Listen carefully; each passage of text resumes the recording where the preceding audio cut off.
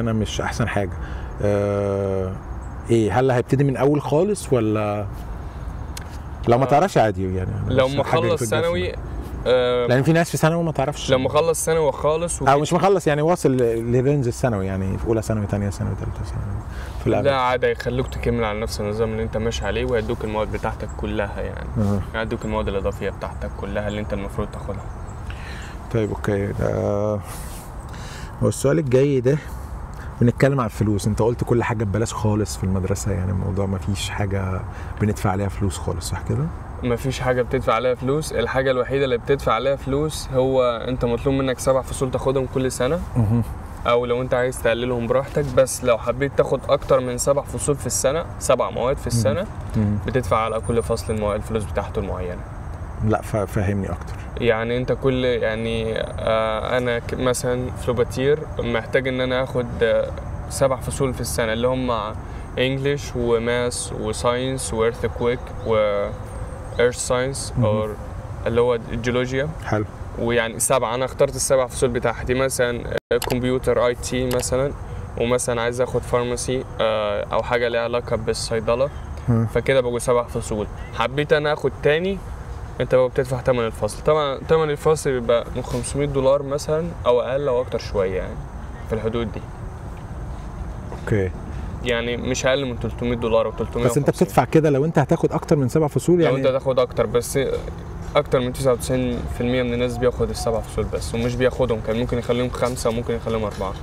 اوكي. طب هما يعني موضوع الكليه بقى اللي هي المواد بتاعت الكليه دي، لو انا هاخدها هدفع عليها فلوس برضو ولا لا دي مجاني؟ يعني انت تقصد بس مواد الكليه دي بعيد عن العدد بتاع السبعه؟ ده كله مجاني طول ما انت تحت ال7 فصول او ال7 فصول، فده مجاني تمام. طيب نظام الباص. الباص، وانت لما تروح تقدم في البدايه مع الكونسلر بتشوف الباص بتاعك هيجي لك ولا لا. لو كانت المدرسه بتوفر لا مش فاهم يعني ايه لو كانت المدرسه بتوفر؟ يعني المدرسه ممكن ما توفرش؟ في مدارس ما عندهاش باصات طبعا، دي نسبه قليله بس ما زالت موجوده، يعني مدارس كبيره كمان اوكي ما عندهاش باصات، فانت لازم تشوف لك حل انت من نفسك، تشوف بقى حد عربيه، تشوف اوبر، تشوف حاجه هنا برامج بتساعدك كده. دي حاجه. وبس في الطبيعي يعني، وانت بتروح مع الكونسلر هتقول لك الباص بتاعك بيجي الساعه كذا على المكان دوت، وتوري لك كمان على الخريطه، على يعني بيكون في الاغلب التقاطع بتاعك في الشارع. معلش بوريهم المنطقه برضو بدل ما يفضلوا شايفيننا على طول. بيكون في التقاطع بتاع الشارع بتاعك، بتعرفك مثلا ده يكون الباص جاي هنا ويجي لك الساعه دي بالظبط. يعني لو قلت لك الساعه 57 دقيقه، بالكتير هيخروا دقيقتين، هيبدر دقيقتين يعني، بس هو طول الوقت هيجي لك على الميعاد بتاعك على طول يعني. لو فاتني كل سنه وانت طيب. لو فاتك خلاص يعني مش هيجي لك تاني يعني. ما تدفعلوش فلوس، كل حاجه ببلاش خالص. مجانيه. وبرده اللانش في نفس الموضوع، يعني الغداء بتاعك. بياكلوكوا ايه؟ طبعا. ايه الاكل؟ انا عايز اعرف، بحب الحاجات دي قوي. بياكلوك طبعا. اكل حلو يعني؟ يعني لحمه وفراخ وحاجات كده ولا؟ يعني هو كويس طبعا، يعتمد على اليوم ولا سندوتشات بسكويتات صغيره كده، حاجات بتاعت مصر، حاجه زي كده يعني. او اكل طبيعي كانه غدا.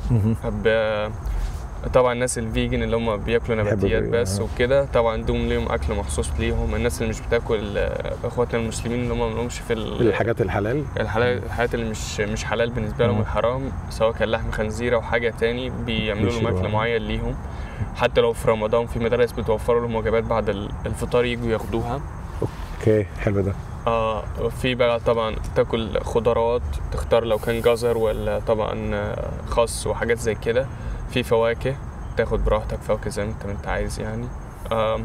وفي الوجبه الاساسيه بتاعتك. قطعت عليك في لا خالص، انا اللي قطعت. الوجبه الاساسيه بتاعتك لو كان مثلا ساندويتش، لو كان فراخ مثلا او لحمه، او مثلا سمك، او حته بيتزا مثلا. مستطيل بيتزا حوالي 6 سم في ما شبعتش اقدر اخد تاني؟ لا، هي مره واحده بس بتاخد منها. وحشين قوي الناس دي. بس وخلاص يعني. اوكي. طيب لو انا جاي في وقت معين في السنه، يعني لو جاي في بدايه السنه، اخر السنه، نص السنه، عادي ممكن اقدم في مدرسه ولا لازم استنى وقت معين؟ لو جيت قبل المدرسه بتكفي باسبوع تقدم عادي، مش مشكله. تقدم في وقت في السنه. انا لما جيت في بعد الكريسماس، يعني دخلت المدرسه في شهر 1، والمدرسه بتخلص في شهر اكتوبر، اخر 5 أو 6. حلو. تخلص. فانا كنت قلقان شويه ان الكريدت بتاعتي ما اقدرش اخدها واضطر اعيد السنه تاني، يعني ادرس على الفاضي وبعدها في السنه اللي بعديها اعيد السنه.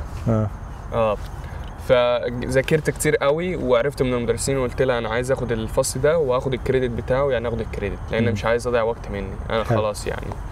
فقالت لي خلاص اعمل المطلوب منك، الاساينمنتس بتاعتك المفروض تعملها، المقالات ومش عارف ايه وكده، وانت بيدوك على اللابتوب اللي بيديهولك من المدرسه. انت بتجاوب على الاسئله انا كاتبها بعد كده يعني اللابتوب اللي بيديهولك في المدرسه عليه موقع المدرسه، فالمدرسه بتخش الماده طبعا ماده معينه بتلاقي كل الماده موجوده فيها كل التفاصيل بتاعتها بالتفاصيل، مش معنى ان هي كتب، ده مش اللي انا اقصده. هو في كتب اصلا ولا هو مفيش كتب، كله لاب؟ كله على اللابتوب، في حاجات بسيطه خالص ممكن تستخدم لها كتاب يعني. فهي موجوده اللي تخش على الويب سايت بتاع الابلكيشن اللي بيدولك بتاع المدرسه موجود كده، بتخش على الماده معينه اللي انت بتدرسها، مثلا لو كانت الرياضه مثلا تاخد كالكولس تفاضل وتكامل وحاجه زي كده، بتخش فيلاقي لك كل يوم المواد اللي بتاخدها، الفصل، الدرس باليوم بالتاريخ بتاعه، فبتخش بالترتيب كده وتروح تعمل الاساينمنت بتاعتهم واحده واحده، والحاجات المطلوبه تبقى مكتوبه كده تعملها، فبتعملها وبتخلصها كلها. في امتحان بتروح تاخد الامتحان منها من المس دي وتروح تكمل وتاخد وتواكب معاهم. انا فضلت شغال لي كده لحد شهرين مثلا، لحد ما خلصت كل اللي كان قديم وانا شغال في نفس الوقت معاهم في الجديد، فلحقت ان انا اخد ال7 كريدتس في اخر السنه ونجحت وخدت الكريدت ودخلت السنه اللي بعدها مش محتاج اعيد السنه تاني. في المدرسين بيشرحوا شرح ولا؟ بصراحه دي تعتمد على المدرس. يعني في مدارس او في مدرسين، يعني في مدرس تلاقيه قعد دخلك وخد الحضور والغياب وبعدها انت ونصيبك، يعني تقعد بقى تلعب على الموبايل ما تلعبش، تلعب ما تعمل اللي انت عايزه خلاص، اهم حاجه تقعد ساكت في الحصه وتعمل المطلوب منك. هو اول ما يخش اهلا يا شباب مرحبا مش عارف ايه كلام من دوت، ايه الاخبار، ده المطلوب ان انتوا تعملوه النهارده، مكتوب على السبوره. الشرح على السبوره ونفس اللي كان بيحصل. الشرح موجود معاك على اللابتوب، وطبعا في ملف PDF افتحه واقراه كويس، وفي اسئله بعديها اللي هو الاساينمنت بتاعك تعملوا الاسئله، وجهزوا نفسكم عندكم اسئله تكتبوا المره الجايه. الاسئله ده اللي هي زي قطعه تعبير كده؟ زي قطعه تعبير او مقال تحدث فيه ومطلوب منه ده مطلوب منه كل حاجه. بس. وفي مدرسين طبعا على العكس، في مدرسين ممنوع يستخدموا الموبايل خالص. الحصه هنا حوالي من ساعه ونص لساعتين الا ربع. واو، فطويله قوي. ففي مدرسين تاخد الوقت كله في الشغل، تشتغل وتديك تدريبات وتديك امثله تحل عليها اكتر واكتر وتتدرب اكتر، ولو في حاجه مش فاهمها كويس تروح لها. يعني لسه كنت هسألك، طب لو انا مش فاهم المدرس ده عامه، يعني المدرس ده وحش مش عاجبني. في مدرسين يعني هي حصلت معايا كذا مره. في كل مدرسه كان في ماده تعباني مش كويس انا فيها، او مش فاهم حاجه من المدرس، مش بيشرح لي ومعاملته هو عصبي في كده، يعني في مدرسين كده طول الوقت ومش عايز يشرح وبيحس ان انت. في مدرسين بيتعاملوا ان انت عنصري ابيض واسود. هو اللي بيتعامل كده بقى، يعني هو بيتكلم انجلش ولا ما بتكلمش، الانجليش بتاعك مكسر كده. في مدرسين طبعا دي نسبه قليله عشان نكون دول اساسا لو اتبلغ عنهم هيحصل لهم مصيبه. طبعا اكيد. كنت داخل سبستيتيوت دي كانوا بيقولوا لنا كلام ده بجد لو اتبلغ عنه ده هيروح في داهيه. بس ففي ناس في الاول مش يعني كبدايه، يعني في مدرسين مش كويسين طبعا نسبتهم قليله، يعني انا كنت باخد 7 مواد في ماده منهم مدرس مش كويس يعني. حلو. ايه العمل بقى، بتعمل ايه بقى مع الموقف ده؟ مدرس كويس طبعا كل مدرسه بتختلف من مدرسه للتانيه.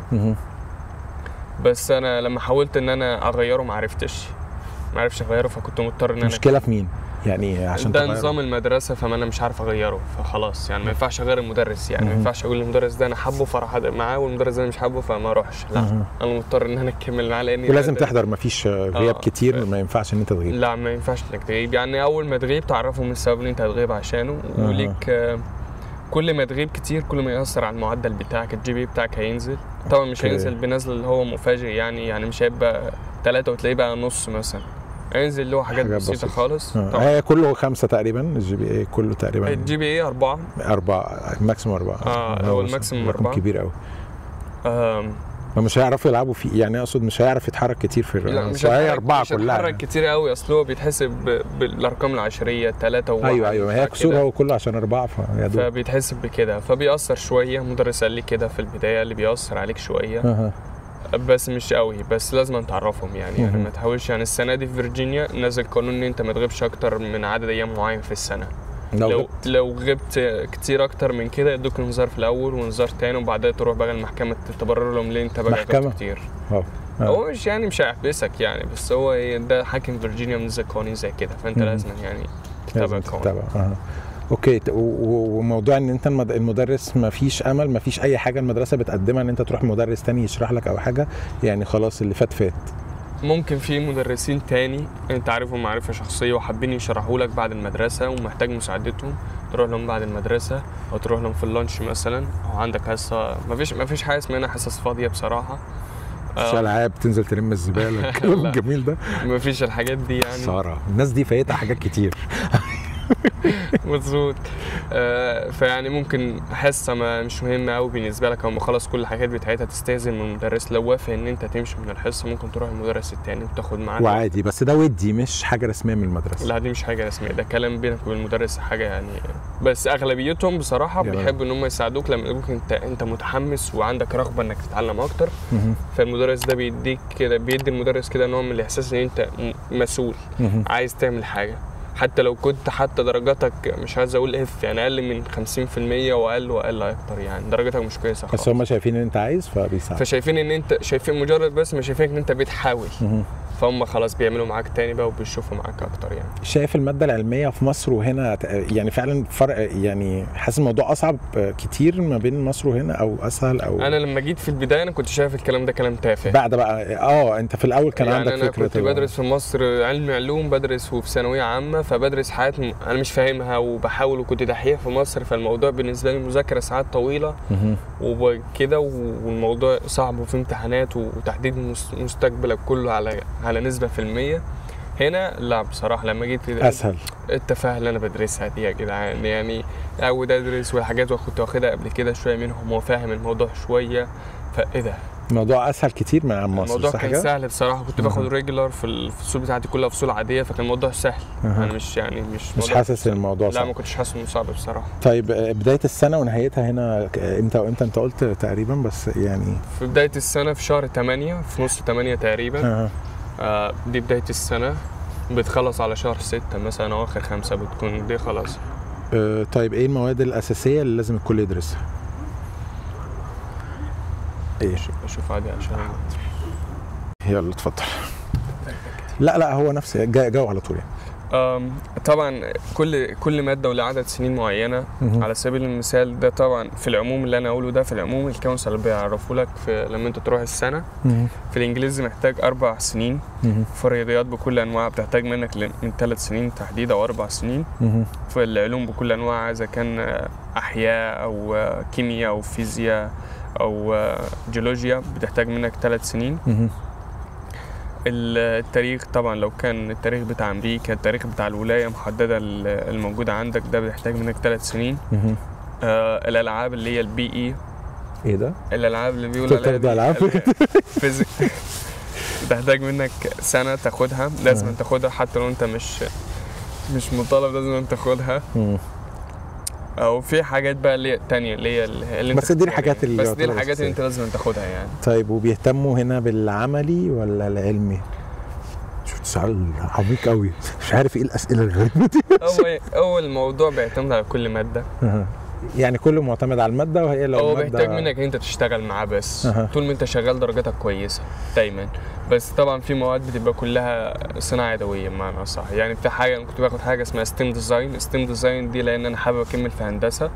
فاول حاجه بتقول لك اعمل حاجات عمليه بمعنى صح. اعمل لي برج بخشبه طولها 10 سم، البرج يكون طوله 20 سم مثلا، والبرج يكون صور لي الحاجات دي لو انت يعني لو عملت حاجه زي كده صورها لي، او انا هطلع لك فيديو برضه من الحاجات دي احطها على القناه. حلوه الحاجات دي. فانت بتعمله حاجات الفاصل ده بالذات كان حاجات كلها عمليه.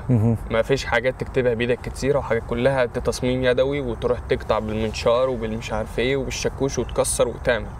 كانك بالظبط فرشه نجاره بالظبط، هي كانت ورشه حرفيا. بتجيب منين الماتيريال كلها؟ هو المدرس موفر كل حاجه في الحصه، بتروح تاخد الحاجه وتتعامل وفي مكان هناك تعمل فيه الحاجه بتاعتك؟ يعني الفيديو طبعا مش هيوضح كل الكلام ده. لا مش مشكله، انا بتكلم انه يعني في اماكن تخش في خشب تقطع في خشب، وفي منشار كده كهربائي تقطع بمنشار كهربائي، بس طبعا في سيفتي عشان وفي فاره، وفي طبعا السيفتي قبل ما تخش المدرسه يتاكد ان انت كل حاجه منك تمام، لابس وانت عاقل وان انت برضه عاجل واخد احتياطاتك من كل ناحيه.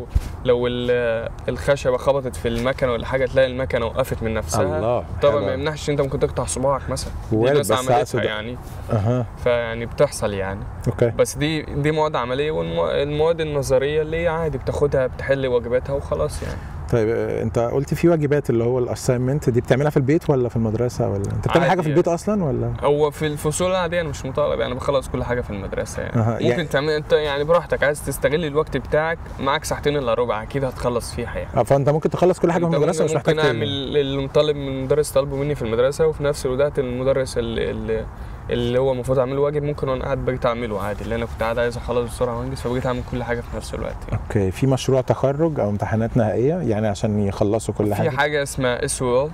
الSOL ده بيبقى امتحان نهائي لكل ماده، طبعا ده بتختلف. انا كان مطالب مني اخد الجيولوجيا، كمان في اول 6 شهور بس اللي جيت فيهم في نص السنه دي كان مطالب مني اخد الجيولوجيا ولازم انجح فيها او اضطر اعيد الماده تاني من جديد. اوكي. فذاكرت كتير وحاجات تاني لحد ما قدرت اخلص الماده وخدت الامتحان.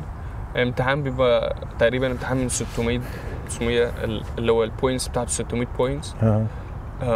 انت بتختار، اللي هو مش بتختار، انت بتحاول تعمل على قد ما تقدر تبقى اكتر من 400. الامتحان بياخد وقت قد ايه الاول؟ يعني تقريبا بتاع ساعتين مثلا او اكتر شويه. امتحان بقى في المكان ان بيرسون يعني بتحضر في المكان ولا اونلاين؟ لا طبعا بيبقى موجود في المدرسه، وطبعا في اونلاين ساعات، بس معظمه في المدرسه ومدرسين بيراقبوا عليه كله في الكمبيوتر. مش يعني مش قوي، لان المساحات بتبقى كبيره ومدرسين كتار. في ناس بتغش؟ في ناس بتغش عادي يعني، يكونوا اصحاب وبيتقفشوا ويدبسوا على اللابتوب وكده يعني بيلغوا الامتحان خالص ويتلغى يعني. وبعد كده بيجي يمتحن تاني في يوم تاني ولا؟ بيجي يمتحن، هو بيبقى يوم معروف بيعرفوك قبلها بمده طويله قوي عشان تبدا تحضر ليه وتذاكر كويس. الامتحان ده لو سقطتوا فيه تقدر تاخده 3 مرات بعد كده كويسه يعني تقدر تقرب المره الاولى والمره الثانيه والمره الثالثه. لو سقطت في الثالثه انت كده حمار، فلازم بعيد عن الحموريه يعملوا فيك ايه بقى؟ مش يعملوا فيك حاجه ولا يعملوك بطريقه مش كويسه ولا يحسوا يا فاشل ولا حتى يتكلموا قدام اصحابك ويقولوا ان انت سقطت في الامتحان. ده يجيبوك كده بشويش، حتى لو انت نجحت بشويش كده وتعالى يوريك درجتك، مبروك انت نجحت في الامتحان ودي الدرجه بتاعتك. لو سقطت يوريك بشويش برضه، حتى مش هيتكلموا قدام الناس وبصوت عالي حتى يعني، عشان ما يأثروش عليك ولا على نفسيتك يعني. بس يعني فكرتني بايام سودا طبعا. ده ما يتفقش على المدرس اللي كان بيزعج لي من اخر الدنيا يقول لي تعالى اسمه استاذ ايه؟ وجه له رساله جايب 2 من 600 تعالى. طب هم بيهتموا هنا بالدرجات ولا بالمشاركات؟ يعني عشان يعني الاهتمام اكتر او التركيز اكتر لما بيديك الدرجات بناء على ايه؟ يعني انت بتشارك ولا انت بتعمل الحاجه بتاعتك؟ بناء على الحاجات اللي طالبها منك. بيطلب منك مثلا عندك واجبات بتعمللها. في مصر الحاجات دي معروفه، بس طبعا احنا عمرنا ما اهتمنا بيها خصوصا في المدارس الحكوميه. يعني في حاجه اسمها حضور وغياب عليه 15 درجه او 15%. ده في مصر مثلا. في مصر في واجب تعمله والحاجات تحضر المدرسه وكده عليه برضه 15%. في اللي هو مشروعات عمل على 10%. في بقيه الباقي بقى على اللي هو الامتحان النهائي بتاع اخر السنه. ده فعلا موجود في مصر، هنا موجود بس لازم يتطبق بقى عملي. بس في مصر مش بيتطبق لانه الاعتماد الكلي على بالظبط على اخر السنه بالحب يا مستر. بالظبط. لكن هنا تعمل واجباتك تاخد درجاتها بتتحسب، تعمل الاسايمنت بتاعتك الموجوده تاخد درجاتها. في مثلا ايسي تعمله، مقال تعمله مطلوب منك تاخد درجاتك فيتحسب. في اخر السنه مش في اخر السنه في بروجكت لازم تعمله بمشاركه من احد اصدقائك وتقدم العرض اللي هو البرزنتيشن وتقف ومش عارف ايه وكده، ومدرس يقف متحمس وبيعتمد على طريقه تقديمك وفهمت ازاي واللغه بتاعتك انت بتتكلم. حتى في ناس انا عارفها بتقول يس ونو بس في المدرسه، ومدرس لسه بيشجعه واحده واحده لحد ما يوصل لحته معينه منه. المدرسين ودودين وبيحبوا الطلبه ودودين وكده. طبعا، ودودين طبعا يعني في ناس مش كده، بس يعني بس الاغلبيه يعني كويسه يعني. يعني مدرسين قريبين من الطلبه ولا بيعملوا مسافات بقى وانت انا لا مدرس؟ طبعا المدرسين بيحاولوا يقربوا لك على قدر الامكان، يحاولوا انت اسمك ايه، وفي ناس كمان اللي هو مش بتحب تقول الاسم فبيقولوا النيك نيم بتاعهم الاسم الشهري اللي انت عايز اسم ايه وهينادي لك. المدرس ينسى اسمك الاصلي كده ويكلمك بالاسم اللي انت عايزه. يعني في ناس انا فلوباتير مش بيعرفوا يقولوا فلوباتير فبقول فيلو على طول، اسم سريع وسهل، فبكل المدرسه عارفين ان اسمي فيلو، قلت لهم اسم فلوباتير ما يعرفونيش. فعادي ده حاجه ليك انت، حريه شخصيه ليك يعني. طيب الموضوع يعتمد على الفهم ولا الحفظ؟ على حسب الماده وبس، في الاول وفي الاخر هو الحاجات المطلوبه منك بتعملها فخلاص. يعني انت فاهم ولا بتركز ان انت تحفظ القطعه دي لازم تحفظها؟ لا ما بيقولكش احفظ القطعه دي، تبقى فاهم بس عشان تعرف تعبر عن الموضوع. الكلام طبعا موضوع اللي هو عامل اكتر، لانه في مواد مش مطلوب انك تاخد امتحان في اخر السنه، مطلوب ان هو نجاحك ورسوبك على حسب درجاتك وعلى حسب العمل اللي انت شغال مع مدرس في جوه الفصل. بس فدي الحاجه اللي هي بتعملها يعني. ازاي كانت اول مره تتعامل فيها مع ناس امريكان؟ الموضوع كان ماشي ازاي؟ يعني طبعا معاك اللي في المدرسه، مش ناس يعني اقصد اللي هم الناس اللي حواليك في المدرسه. الموضوع يعني ما كانش بالنسبه لي كتجربه ما كانتش لطيفه قوي، بس ان انا كنت اجتماعي قوي في البدايه في مصر يعني، ولما جيت هنا كنت بقى حاسس ان في صعوبه ان انا اعمل اصحاب جديده. بس فكنت بقعد اسالهم اقول لهم انتوا بتعملوا اصحاب جديده ازاي هنا؟ ده سؤال انا عايز اجابته. انا رحت بجد يعني، انا رحت بقيت اسال مدرسين، اروح لمدرسين واسالهم، او اروح لطلبه زمايلي في الفصل مثلا واسالهم اقول لهم انتوا بتعملوا اصحاب جديده ازاي؟ لان كل واحد عارف 2 3 والشله بتاعته بس قافلين على بعض. نفس قصه واللي ما يعرفش حد ما تلاقيه قاعد لوحده طول الوقت ومش عارف يعمل اصحاب جديده، وطبعا متوتر ومتنفس لانه لسه جديد ومش كده. فقالوا لي هو النظام ده هنا كده، وان انت بس لما تشاركهم في الحاجات اللي هم بيحبوها يعملوها هتلاقي نفسك صاحبت ناس يعني. حد بيلعب كوره، حد بيجيم، مش عارف حد بيعمل طبعا. طيب نصيحه يعني بعيد بقى عن ده بس سؤال، ايه تنصح بيه حد لسه جاي؟ انت طبعا مريت بحاجات كتير طبعا وانت جاي. انا عارف المخاوف تكون من اللغه ونظام التعليم. لا هو اهم حاجه انا بالنسبه لي يعني اللي عايز اركز عليه ازاي اعمل صحاب فعلا. يعني انت من اللي انت مريت بيه هل فعلا يعني انت بس لو بديت تساعدهم في الحاجات اللي بيعملوها، مثلا طلبوا منك مساعده او تعرض انت المساعده بتاعتك ليهم، حاجه مش فاهمينها عايز تشرحها لهم، حاجه عايزين يخلصوها بسرعه عشان لهم واجبات كتير فممكن تعملها لهم، تشاركهم في الالعاب بتاعتهم. طبعا بتروحوا كنيسه واحده، بتروحوا مسجد واحد مثلا كده، في حاجات في اللانش مثلا عايزين تتغدوا مع بعض، فالكلام بيجيب بعضيه يعني، فتلاقوا نفسكم بقيتوا بتصاحبوا بعض. في الاول هيكون هاي وباي وبعد كده هتلاقي نفسك الموضوع فالموضوع عادي مع التطور، انت الموضوع سهل ان انت تعمل بالايام يعني بتلاقي نفسك عشان الناس ما تتوترش برضه من النقطه دي قوي. طيب الناس ودوده هنا ولا الموضوع حاسس انه يعني سخيفه؟ بتعتمد على الشخص، الناس كلها هنا كل واحد في حاله وبس، برضه بيتكلموا وبيهزروا طبعا يضحك في وشك مش عارف ايه. طبعا ده ما يمنعش في ناس معقده نفسيا، ده عادي في اي مكان. لا يعني وهنا اكتر من الاماكن اللي احنا عارفينها يعني، فممكن يكون ده سبب يعني. بس طيب. اغلبيه الناس كويسه يعني بيساعدوا يعني. في اختلاف كبير في طريقه التفكير والاسلوب ما بين هنا وهنا؟ في اختلاف شاسع بصراحه. هنا عايز تتكلم مع حد تتكلم، مش عايز تتكلم ما تتكلمش، حتى لو كان مدرس، حتى لو كان حتى مين، براحتك يعني. بس كل حاجه وليها نتائج يعني، نتائج عليك انت شخصيا يعني. عايز تاخد امتحاناتك تاخدها، عايز تعمل واجباتك تعملها، عايز حريه بزياده، عايز ما تسمعش حتى للمدرس ان انت ما تسمعلوش براحتك، بس هو عنده حريه ان هو يسقطك، انت حر يعني. اوكي يعني بس انت حر يعني بمعنى صح يعني. اخبار العنصريه ايه؟ بصراحه العنصريه بتبقى موجوده اكتر في الاماكن اللي هي على حسب الاماكن اللي انت موجود فيها اكتر. حاسس ان الموضوع بس هي مش باينه قوي يعني، مش اللي هي واضحه قوي يعني، هتلاقي واحد في كل 20 مثلا او واحد في كل 100. فحتى لو كلامك هيكلمك بلغه اشاره كده عشان ما حدش من حواليك يفهمه، فتفهمها انت لوحدك. بس انا بصراحه دلوقتي ما تعرضتش للعنصريه يعني، سواء من كانت اللغه بتاعتي او ديني او بشرتي او لون او كده، فما تعرضتش. في عرب ومصريين معاك في المدرسه كتير ولا؟ المدرسة الأولى أنا دخلتها ما كانش فيها أي حد عربي خالص نهائي، غير بنت واحدة اتعرفت عليها كانت سورية، كانت بتحاول بس تساعدني ازاي اروح الفصول واجي من الفصول، وتعرفني ايه الموضوع ماشي. اتعرفت عليها مرتين وبعدها ما قابلتهاش تاني لحد السنه ما خلصت. فالعرب قليلين. برضه على حسب المنطقه. ايوه طبعا مختلفه من يوم. فلما رحت مكان تاني في عرب كتار، بس عرب بالاسم يعني، ما بيحبش يتكلموا عربي، ما يعرفوش تعليم ما صدقوا سابوا مصر. بالظبط، الله ينور عليك، ده اللي انا عايز اقوله. الناس بتسالك على بلدك او بتقول لك انت منين، ولا ده سؤال محرم؟ لا عادي، في ناس بتسال، في ناس ما بتسالش يعني. يومك بيبدا الساعه كام؟ انا المدرسه بتاعتي الحصه الاولى بتبدا الساعه 8:10، لازم أنا اكون هناك فيها.